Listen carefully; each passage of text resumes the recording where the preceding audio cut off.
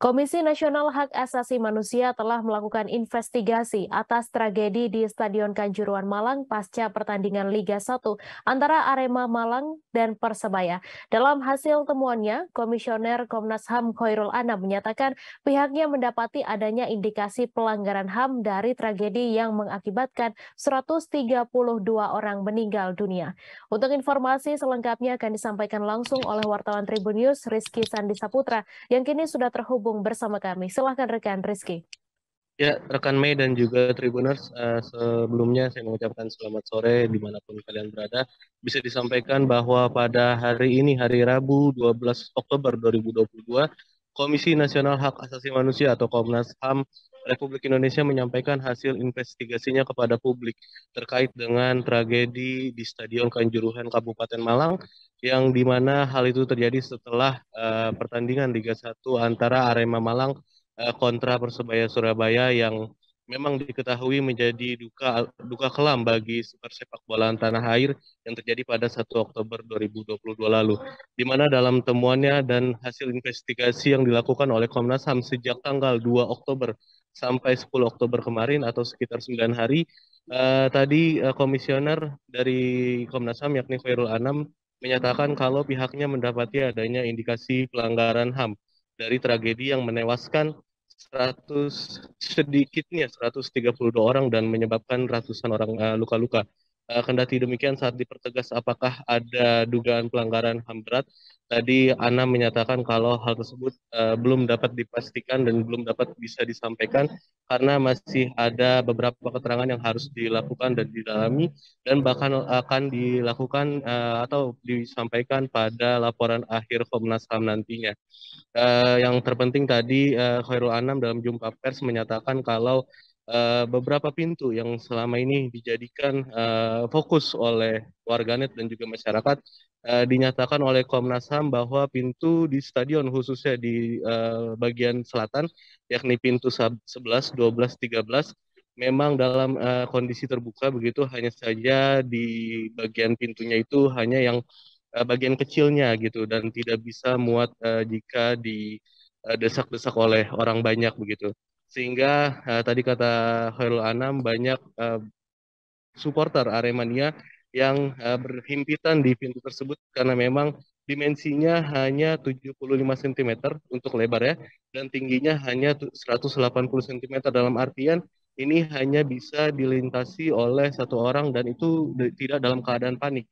Jika memang dalam keadaan panik, pintu itu tidak bisa menampung banyak ya orang yang sudah berjubel di depan atau yang panik begitu akibat tembakan gas air mata dari pihak kepolisian. Tadi juga Anam menyampaikan kalau memang terjadinya kepanikan oleh para supporter ini dipicu akibat tembakan gas air mata yang dilakukan para pihak kepolisian, dalam hal ini Brimob dan juga Sabara, yang dilakukan pada sekitar pukul 22 lewat 58 gitu atau beberapa menit setelah peluit akhir babak pertandingan diselesaikan.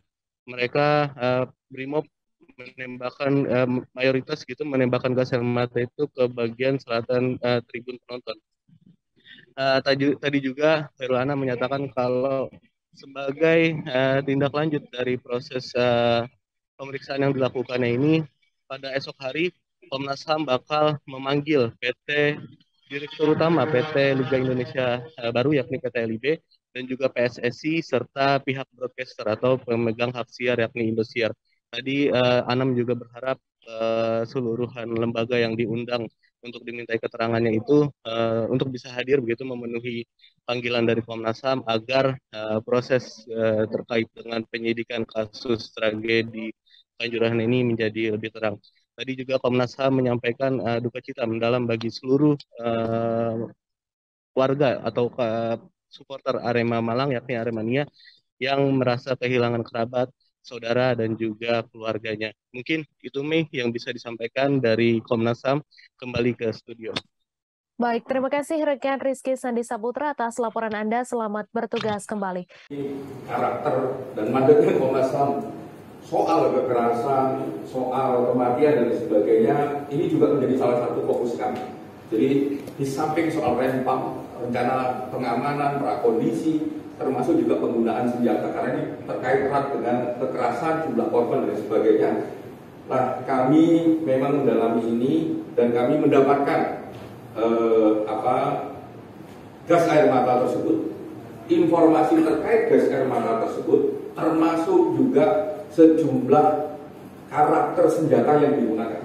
Jadi kami melihat langsung senjatanya, bahkan kami memegang langsung senjatanya, kami menghitung juga senjatanya dan sebagainya.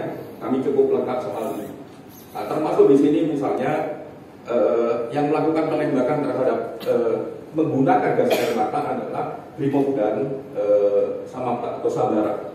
Jadi tidak hanya Brimob tapi juga Sabara juga melakukan penembakan gas air mata. Nah, itu temuan-temuannya untuk sementara ini sebenarnya cukup detail gitu, cuman karena banyak media yang ingin tahu update-nya. Padahal minggu depan itu kami berencana meluncing laporan akhir. Tapi karena banyak yang tanya kepada kami, saya, Pak BK dan teman-teman yang lain memutuskan ya udahlah kita respon update ini. Dan semua ini cukup detail. Ini hampir semua. Ini salah satu bagian yang dokumen-dokumen ini kami gambarkan